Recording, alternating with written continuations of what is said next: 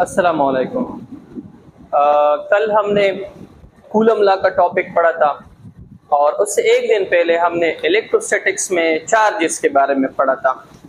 तो आज charges, electrostatics और कूलम लॉ जो है उसके मुतालिक हम मुख्तलिफ एमसीक्यूज जो है उसको सॉल्व करेंगे। तो पहली एमसीक्यूज है, which of the following is used for detection of a charge. Which of the following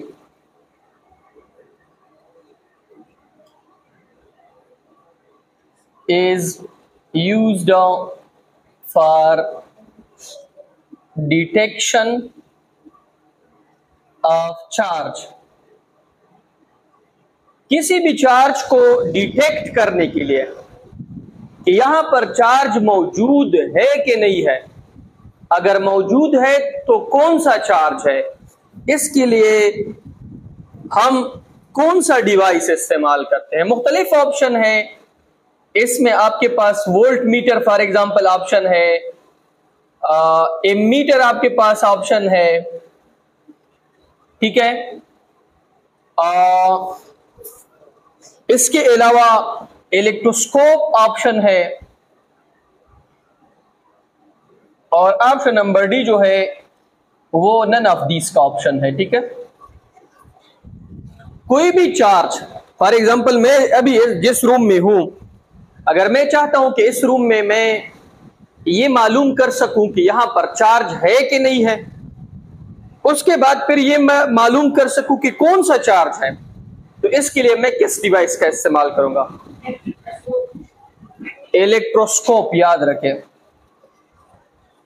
electroscope एक ऐसा डिवाइस है जिसको हम स्टैटिक चार्जेस को मालूम करने के लिए इस्तेमाल करते हैं।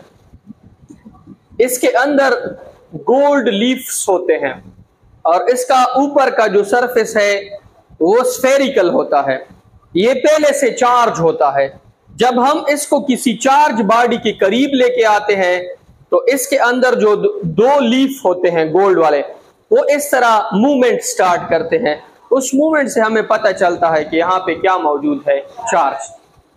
अब फिर अगर हम ये मालूम करना चाहते हैं कि कौन सा चार्ज है, तो हम इलेक्ट्रोस्कोप को उसके करीब लेके जाते हैं। अगर उसके जो लीफ्स हैं वो इस तरह डाइवर्ज होते हैं, तो इसका मतलब यहाँ पे जो चार्ज इलेक्ट्रोस्कोप के ऊपर है वही चार्ज है। अगर इसके लीफ कन्वर्ज होते हैं तो अपोजिट चार्ज है। कौन सा चार्ज है? अपोजिट।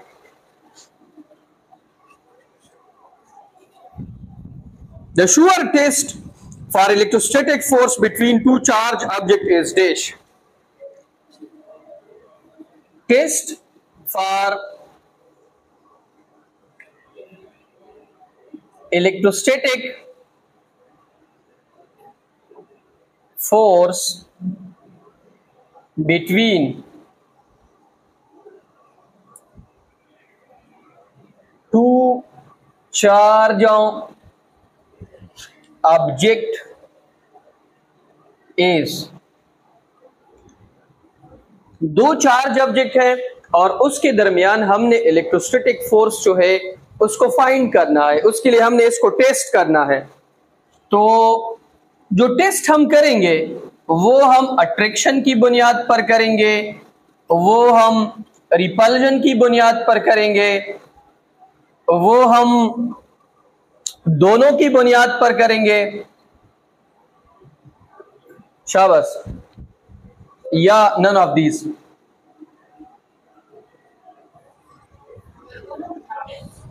हम यहां पे रिपल्जन का इस्तेमाल करेंगे। अभी आप पूछेंगे सर क्यों?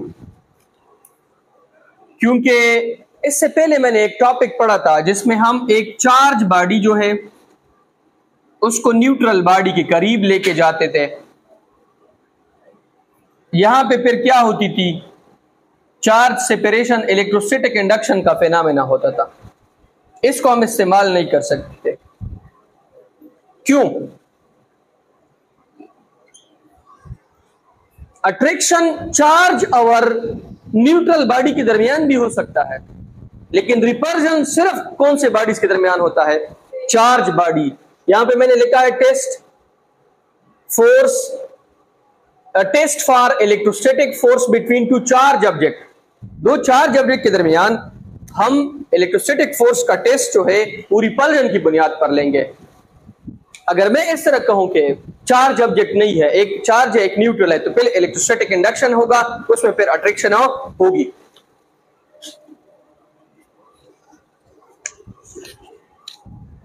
इसके बाद है which of the following value of charge can not exist,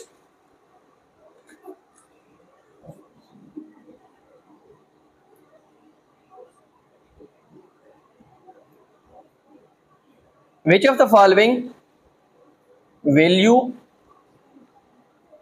of charge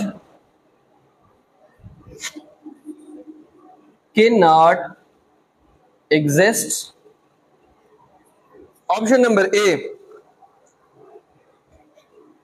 1.6 की पावर माइनस 19 कूलम, 8.9 की पावर माइनस 18 कूलम, 7.10 की power minus 16 coulomb, D none of these. इसमें कौन सी वैल्यू जो है वो एग्जिस्ट नहीं कर सकती है?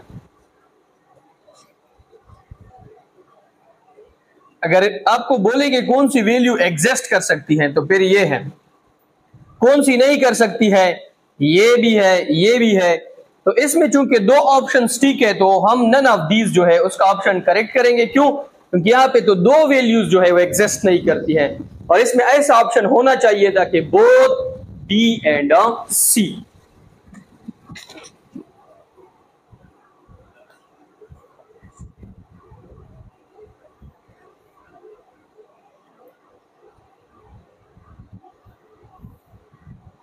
अच्छा,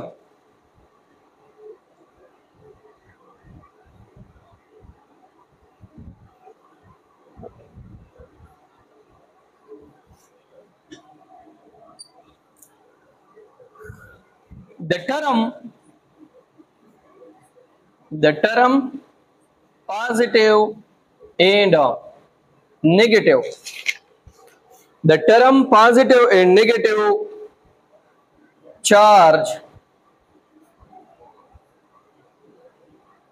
for kinds of charge was introduced by dash। Option number A Rutherford, option number B Franklin,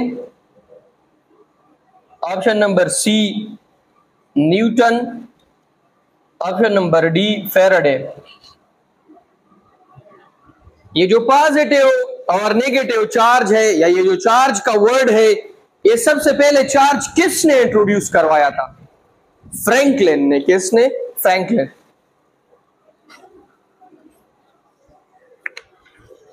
अच्छा,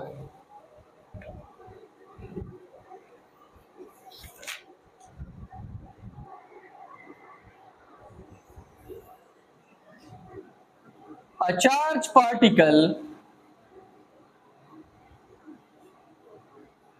at rest can produce dash field। Option number A electric field, option number B magnetic field, option number C electromagnetic fields, option number D none of these. कोई भी charge अगर rest में है तो वो किस field को प्रोड्यूस करेगा?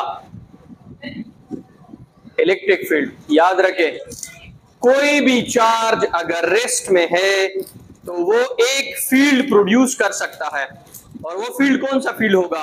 Electric field. ठीक है, मेरी बात समझ में आ रही है? अगर वो मोशन में हो तो फिर इलेक्ट्रिक फील्ड के साथ साथ मैग्नेटिक फील्ड भी वो प्रोड्यूस करेगा। ठीक है, तो यहां पे हमारे पास ऑप्शन कौन सा ठीक है?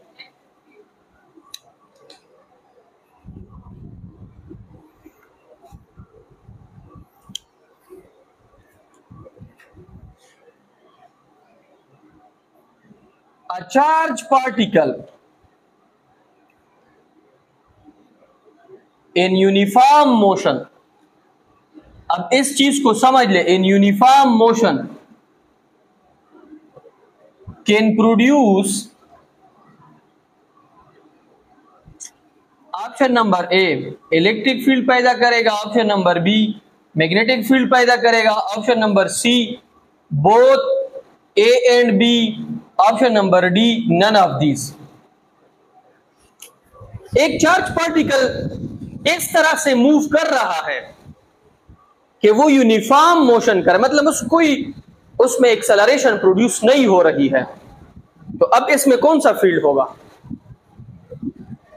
जब भी हम बात करेंगे ना मोशन की और यूनिफॉर्म मोशन की, तो याद रखे कोई भी चार्ज पार्टिकल अगर यूनिफॉर्म मोशन करता है तो उसके साथ इलेक्ट्रिक फील्ड भी होता है और उसके साथ मैग्नेटिक फील्ड भी होता है।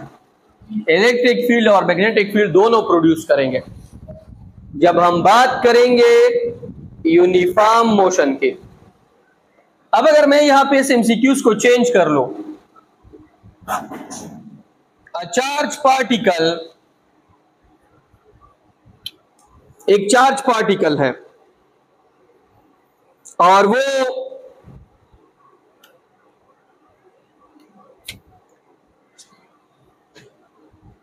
या accelerated charge particle, a charge particle in non uniform means accelerated motion, non-uniform motion produce option number A electric field, option number B magnetic field, option number C electromagnetic wave, option number D none of these। अगर charge particle rest में है electric field, अगर charge particle uniform motion में है electric plus magnetic field, अगर charge particle non uniform motion में है तो ये इलेक्ट्रोमैग्नेटिक वेव को पैदा करेगी।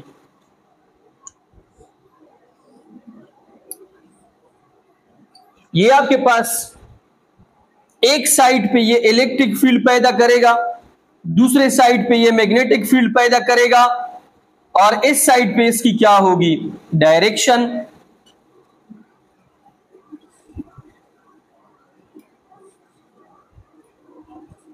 ये इस तरह इलेक्ट्रोमैग्नेटिक वेव पैदा करेगा। ठीक है, क्या पैदा करेगा? Electromagnetic wave. ये एक पॉजिटिव चार्ज है, ये अभी रेस्ट में है, तो इसके साथ कौन सी फील्ड होगी? Electric field. ये पॉजिटिव चार्ज अभी मोशन में है, इलेक्ट्रिक फील्ड भी होगी, मैग्नेटिक फील्ड भी होगी। अगर मैं कहूं कि ये चार्ज पार्टिकल इस तरह मोशन कर रहा है कि कभी स्लो हो रहा है कभी तेज हो रहा है, एक्सेलरेशन इसमें प्रोड्यूस होगी, तो याद रखिए कौन सी वेव पैदा करेगी? इलेक्ट्रोमैग्नेटिक। और इलेक्ट्रोमैग्नेटिक वेव कौन सी वेव होती है? ऐसी वेव जिसको एक जगह से दूसरी जगह जाने के लिए किसी मीडियम की जरूरत नहीं होती है। ये जो अभी आप लाइट देख रहे हो, this is electromagnetic wave. X ray electromagnetic wave है। मोबाइल में जो मेरे पास अभी सिग्नल्स आते हैं, this is radio wave. Radio wave भी इलेक्ट्रोमैग्नेटिक है। अल्ट्रावायलेट रेस जो है ये भी इलेक्ट्रोमैग्नेटिक है।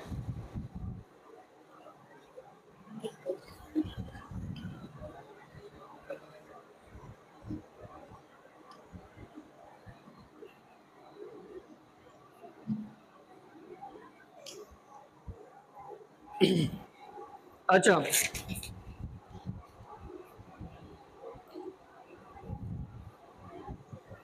अब अगर इस तरह का एमसीक्यूज आ जाए,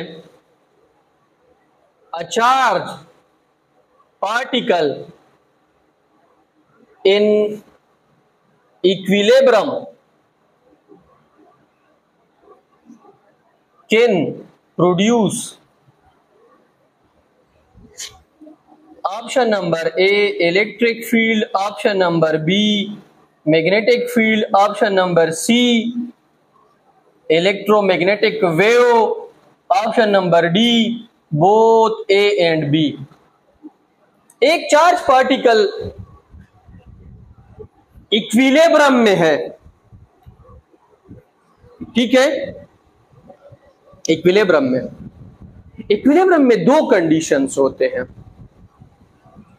इक्विलिब्रियम का मतलब या तो चार्ज पार्टिकल कंप्लीट रेस्ट में है, या तो चार्ज पार्टिकल कंप्लीट मोशन में है, यहां पर एक्सेलरेशन जीरो है, यहां पर भी एक्सेलरेशन जीरो है। ये एमसीक्यूज गलत है, बुक में लिखिए लेकिन गलत है, इसका आंसर इसमें नहीं है। हम इक्विलिब्रियम से ये अंदाजा तो नहीं लगा सकते हैं कि ये रेस्ट में है या मोशन में है, तो इसमें कोई ऑप्शन नहीं है। मैं खुद से एक ऑप्शन इंक्लूड कर रहा हूं, नन ऑफ दीज, ये वाला ऑप्शन सही है। क्यों? क्योंकि अगर इस तरह की एमसीक्यूज दी गई होती, क्या charge particle moving with uniform velocity या इन डायनेमिक इक्विलिब्रियम, तो फिर हम इलेक्ट्रिक और मैग्नेटिक फील्ड दोनों की बात करते हैं। ठीक है, इसने यहां पे टिक दिया है बोथ ए एंड बी, ये गलत है।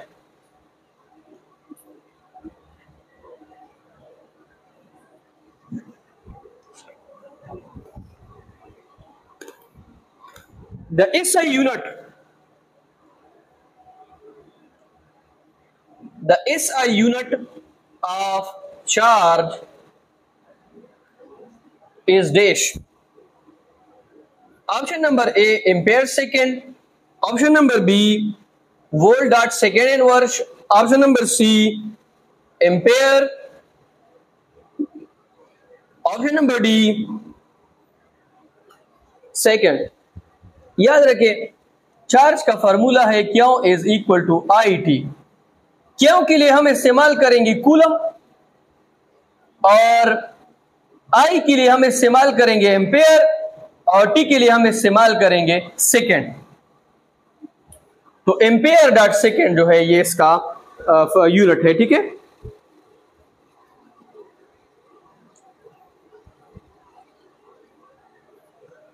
the minimum charge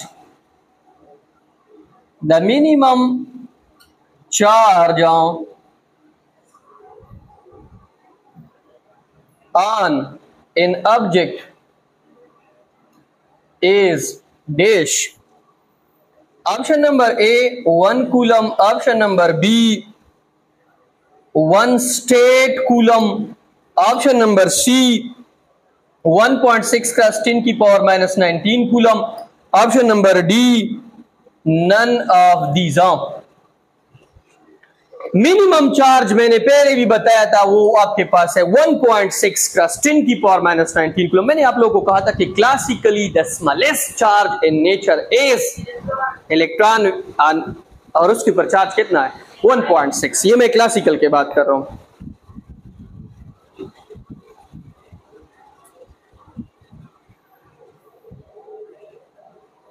अच्छा, charge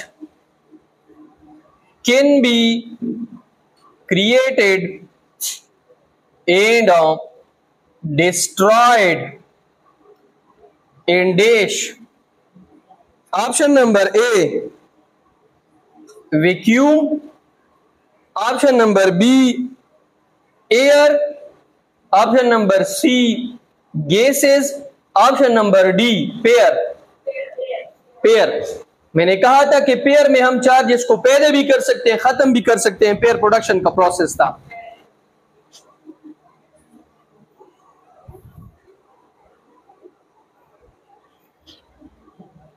if the dimension mean size of charge is very small, if the dimension or size of a charge is very small as compared to the distance between them,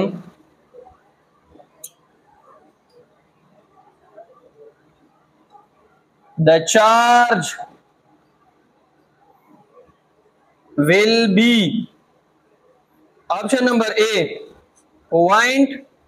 option number B, static. Option number C, source.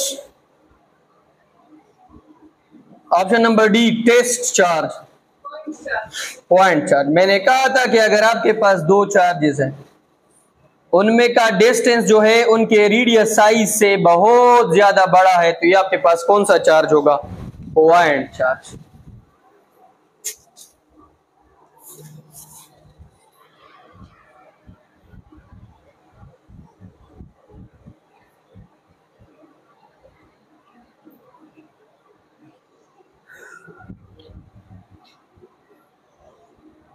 अच्छा,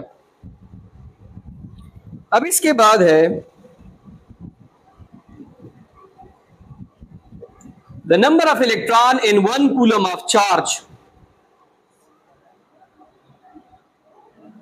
the number of electron in 1 coulomb charge is option number ए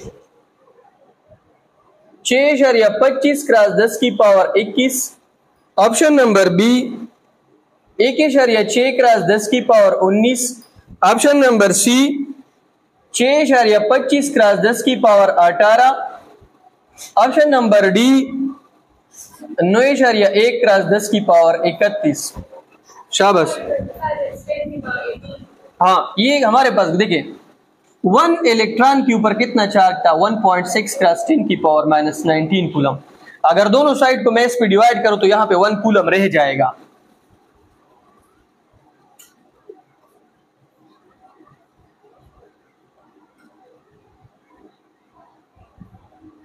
तो 1 coulomb is equal, जब आप इसको ऊपर उठाएंगे और इसको arrange करेंगे तो 6.25 क्रॉस 10 की पावर 18 कुल नहीं ऊपर चला जाएगा तो प्लस हो जाएगा ना। ये आपके पास क्या होगा, 1 कूलम चार्ज होगा। ठीक है, तो इसमें ये वाला ऑप्शन आपके पास करेक्ट है।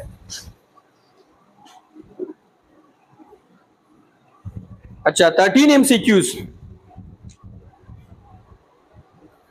When 10 की power 12 electron are received from a neutral sphere, the charge on sphere become। अब इसके बाद मैं ऑप्शंस नहीं लिखूंगा। When 10 की power 12 electrons are received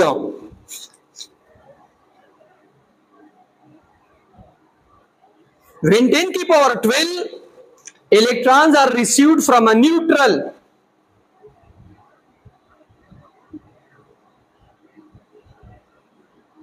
metal sphere,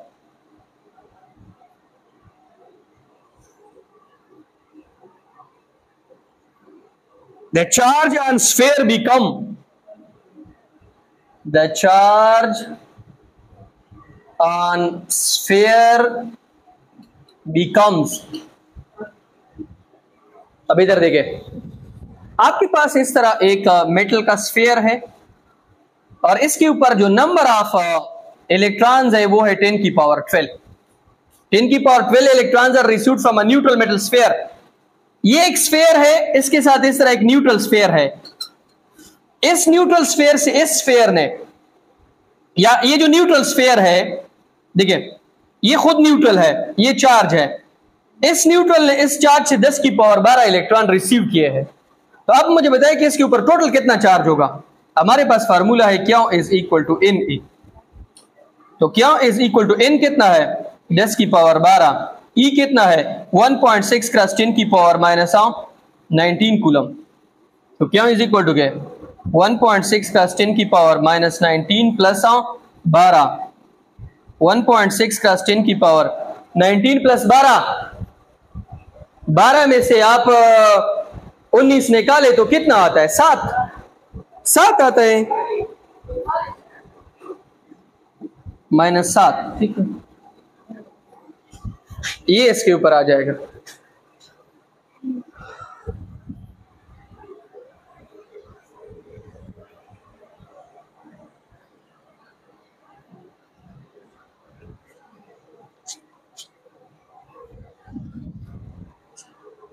अच्छा, अब इसके बाद है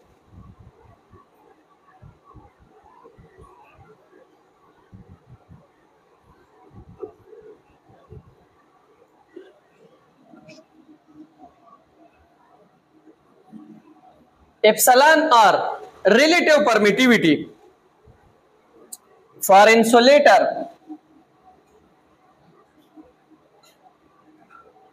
is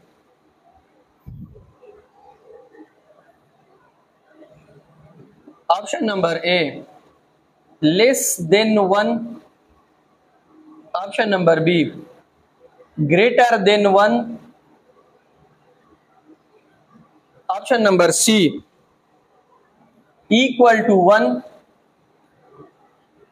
option number D none of this. शाबाश। इंसुलेटर के लिए आपके पास रिलेटिव परमिटिविटी का फॉर्मूला क्या था? Epsilon R is equal to epsilon divided by epsilon. ये जो ई आर है इसकी वैल्यू इंसुलेटर के लिए कितनी होगी? शाबाश। ग्रेटर देन 1 किसके बराबर होगी? Greater than 1। ठीक है, ऊपर आपके पास इंसुलेटर है, कोई वैल्यू है फर्ज करें, लेकिन नीचे वैल्यू तो आपके पास है 8.85 × 10⁻⁻⁻⁻। ये तो बहुत कम वैल्यू है। इसी वजह से अगर नीचे वैल्यू कम है तो ऊपर वाली क्या होगी? ज्यादा। अगर ज्यादा होगी तो इसका मतलब ये है कि ई आर की वैल्यू 1 से क्या होगी? ग्रेटर होगी। क्या होगी? Greater.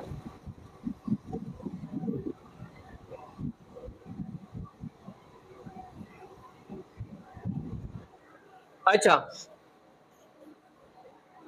Epsilon R can never be greater than 1, एक से बड़ा नहीं हो सकता है। लेस देन 1, एक से कम नहीं हो सकता है, या इक्वल टू 1,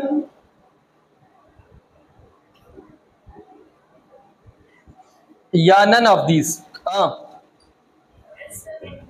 एप्सिलॉन की वैल्यू, एप्सिलॉन आर की वैल्यू कभी भी एक से कम नहीं हो सकती है। क्यों? क्योंकि मैंने अभी आप लोगों को कहा नीचे वैल्यू बहुत कम है। नीचे वैल्यू जितनी कम होगी ऊपर वैल्यू या तो एक के बराबर आएगी या एक से हमेशा क्या रहेगी? ग्रेटर, लेकिन कम नहीं हो सकती है। इसके बाद है epsilon R has no unit, no dimension, both A and B, D none of these. हाँ, हमने कल कहा था एप्सिलॉन आर आपके पास बराबर है epsilon divided epsilon is the ratio between similar quantities, so it have no unit. कोई यूनिट नहीं है, कोई भी डायमेंशन नहीं है इसका।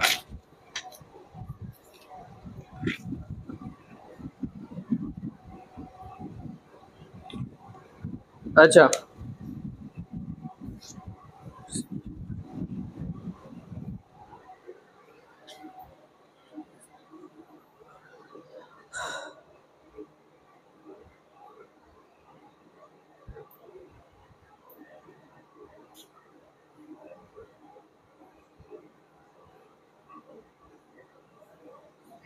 कूलम लॉ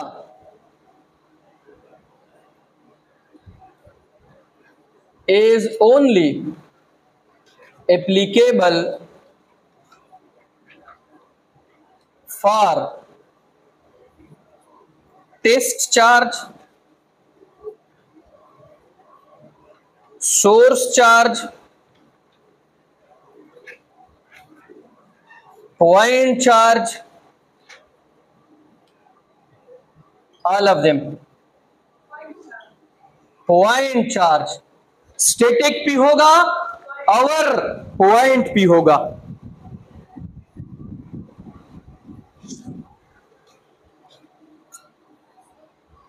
कूलम्स कांस्टेंट के डिपेंड्स अपॉन, कूलम कांस्टेंट में के जो है वो किसके ऊपर डिपेंड करती है? Option number A nature of medium, system of units, both A and B, magnitude of charge,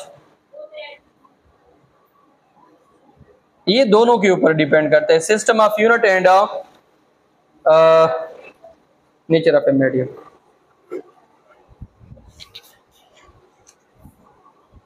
अच्छा,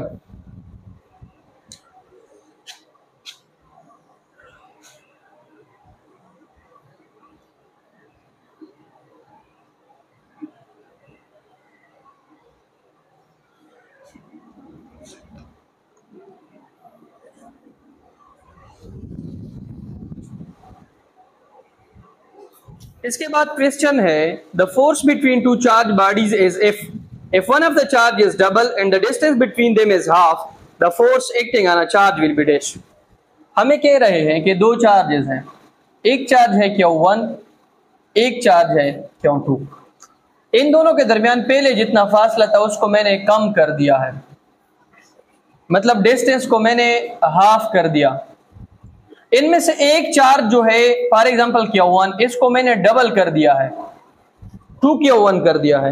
आप मुझे बताएं कि फोर्स के ऊपर क्या इफेक्ट पड़ेगा। आपके पास फार्मूला है F is equal to K Q1 Q2 divided by R square.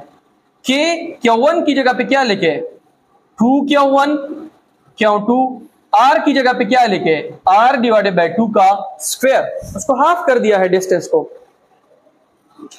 तो F is equal to K, दो को बाहर निकालें, यहां पे K Q1 Q2 divided by R by 4, दो दोड़े चार, चार ऊपर चला जाएगा। F is equal to 8 K Q1 Q2 divided by R square.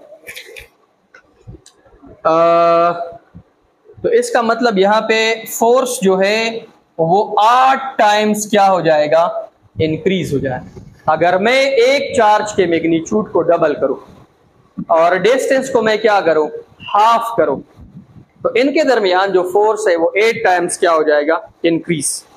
If the distance between two charge particle is half, the coulomb force between them become dash. हमें कह रहे हैं कि दो चार्जेस हैं, इनके दरमियान पहले डिस्टेंस R था, मैंने इसको हाफ कर दिया है, R/2 कर दिया है, तो फोर्स पे क्या इफेक्ट पड़ेगा। तो F is equal to K Q1 Q2 divided by R/2 का square. K Q1 Q2 divided bye R/4, 4 ऊपर चला जाएगा, K Q1 Q2 divided by R square. तो F is equal to 4F। इसका मतलब यह है कि अगर हम डिस्टेंस को हाफ कर ले तो फोर्स कितने टाइम इंक्रीज होगा, 4 टाइम।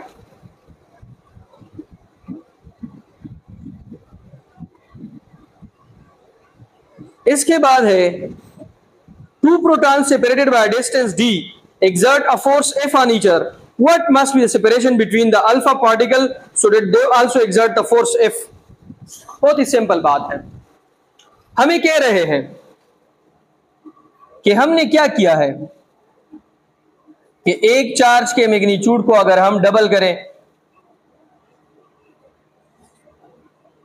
दूसरे चार्ज के भी मैग्नीट्यूड को अगर हम डबल करें, इनके दरमियान अगर डिस्टेंस को भी हम डबल करें, तो फोर्स क्या रहेगा, F। कैसे, F is equal to K Q1 Q2 divided by R square. F is equal to K Q1 की जगह पे 2Q1, Q2 की जगह पे 2Q2 डिवाइडेड बाय R की जगह पे 2R का स्क्वायर। तो F इज इक्वल टू 2 दोड़े 4 K Q1 Q2 divided by इसकी जगह पे 4R स्क्वायर, ये और ये कैंसल। तो इसका मतलब F किस चीज के बराबर होगा, F। अगर हम चाहते हैं कि दो चार्जेस के दरमियान फोर्स वही F रहे, तो हम चार्जेस के मैग्नीट्यूड को डबल करेंगे और डिस्टेंस को भी डबल करेंगे। एट द एंड फोर्स क्या रहेगा, सेम।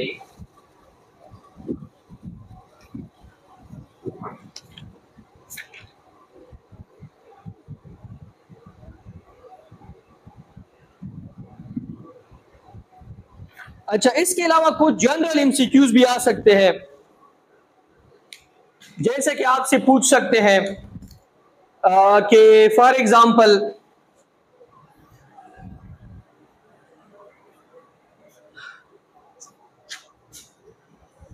एक वो आपसे कह सकते हैं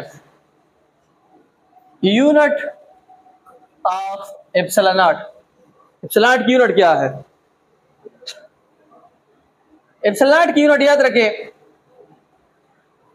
वो आपके पास है coulomb square divided by newton dot metre square. K की यूनिट अगर वो पूछे newton dot metre square divided by coulomb square, या एप्सिलॉन नॉट को आप इस तरह भी लिख सकते हैं कि newton inverse dot metre square inverse dot coulomb square.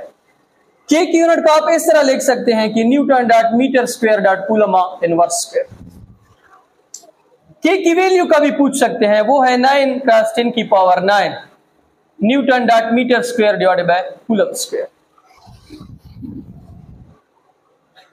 Epsilon naught की वैल्यू का भी पूछ सकते हैं 8.85 × 10 की power -12 coulomb square divided by newton dot metre square.